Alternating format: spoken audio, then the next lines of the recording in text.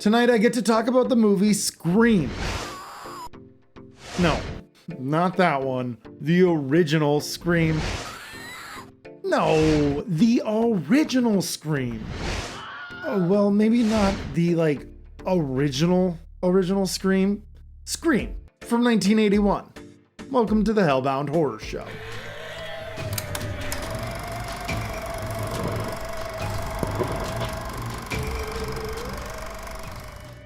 From what I hear, Scream 1981 may be the worst horror movie released that year. It has a 2.9 on IMDb and an abysmal 6% user score on Rotten Tomatoes.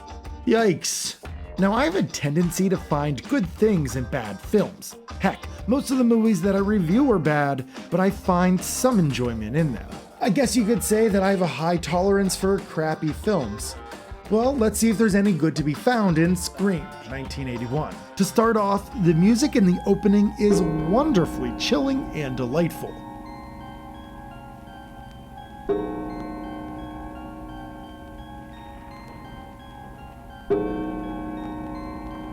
It isn't super complex, but I love the simplicity of the melody, and it reminds me of Phantasm's main theme, which is a huge compliment. Now, after the establishing theme, we open on a bunch of people rafting down a river with sitcom music playing in the background.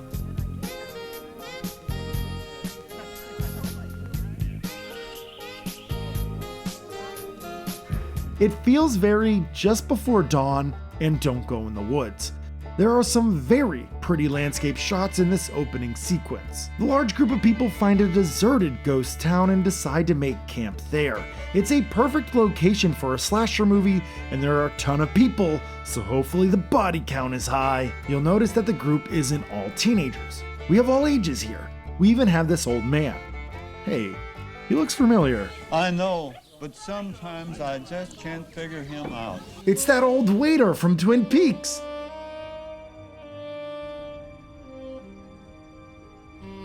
There's no form of character development early on, and I'm unsure of who anyone is, but they all go to bed as it gets dark.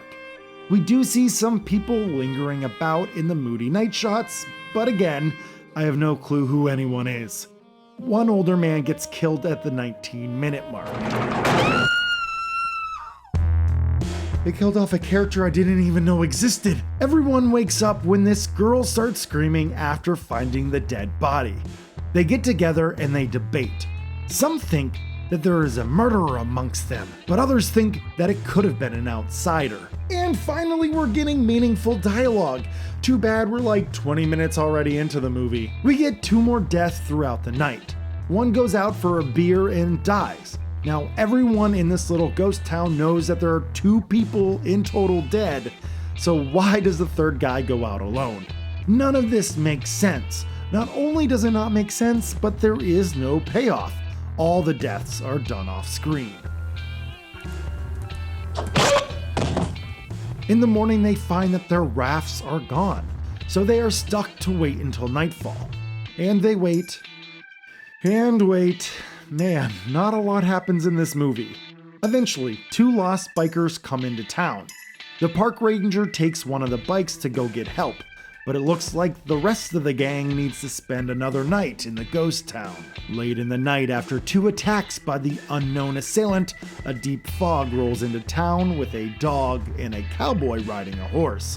He rambles on for a bit and then all of a sudden, he leaves. Now, if you're not paying attention during his ramblings, well then you're gonna miss out on the entire plot of the movie. More shenanigans happen and people get picked off, leading to this pretty okay beheading. And just as the film becomes good, maybe good's not the right word. Just as the film becomes watchable, it ends. One character is being pulled through a door, and just as the character is about to die, there are gunshots. It's the cowboy from earlier, and that's it. The film's over. Huh? Basically, it was a ghost killing the kids all along, and the gunshots killed the ghost. Huh. This movie is a joke. But there was a ton of potential here. Having a ghost or a supernatural killer could have been really cool. I also love the ghost town setting, and the music is subtle and haunting. But that's about it. The acting is inept, directing is boring, editing is consistently off, the script is underwritten, the pacing, the film doesn't even have pacing, gore is non-existent, lighting is underwhelming, you name it, Scream 1981 doesn't have it. I first saw this film on YouTube. The name alone intrigued me. It was a dark and unclear transfer of the film. Most of the time, I couldn't tell what was happening. The new Code Red Blu-ray and transfer really does the film justice, but it's just not a good film.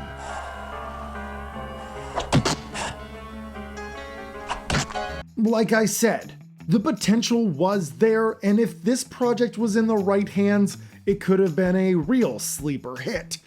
I don't say this often, but I think this movie could really use a remake. And that's all I have for tonight, so as always, thank you so much for watching. Stay healthy, stay safe, and take care, everyone. The Ghost Face! I wore this shirt for Scream 1981. I wore this shirt for Scream 1981.